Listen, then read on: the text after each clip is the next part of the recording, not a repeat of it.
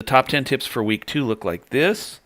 The first one is called Blockbusters, and it's just a bunch of stuff that people do to jumpstart your imagination, to get you thinking about, okay, I'm writing about the bystander effect. I'm writing about confirmation bias. What can I do?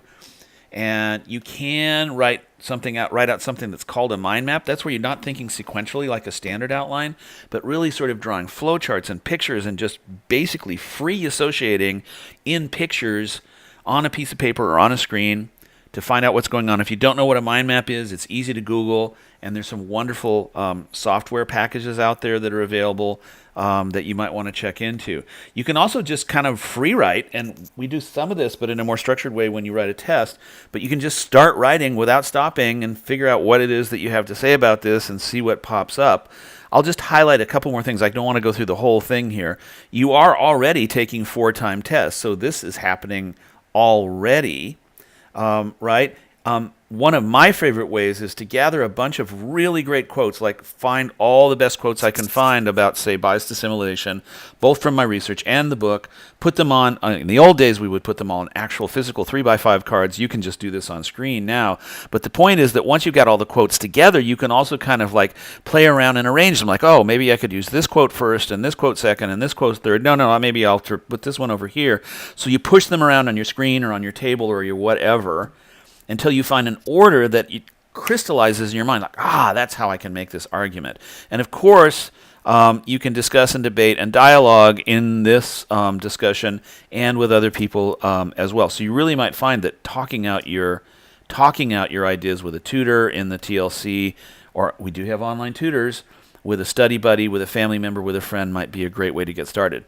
Then in terms of down here about creating creativity, this is a lot of creative writing techniques that you might find helpful, and I'm going to just highlight one or two really quickly because I don't want to make this lecture too long.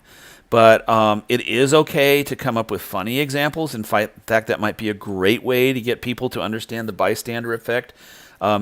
Channel your inner stand-up comedian, and again, you don't make sure that your humor is not offensive. Let's not get you thrown off the air, as it were. My rule is always that it's much safer to make jokes about myself than about other people for very obvious reasons. Nevertheless, I think people love humor and it can be a really powerful thing. And then I'm going to scroll on down here. There is often suspense indeed involved in something like, let's say, the bystander effect, because you're sitting there thinking, oh my God, should I say something? Should I say something? Should I not say something? And you can make people feel what that feels like in your stomach, in your mouth, when you're tongue-tied and you can't speak up, but you want to speak up. In fact, way down here, when we come to imagine that, you can even make up scenarios either based on real life or just on imagination, where you're trying to break through, let's say, the bystander effect. So imagine that you're on a bus. Imagine that a person of color or someone from a religious minority is being attacked on the bus. What would you do? Would you just sit there? What if no one else is doing anything? What if you want to say something but no one else is saying anything, etc., etc.?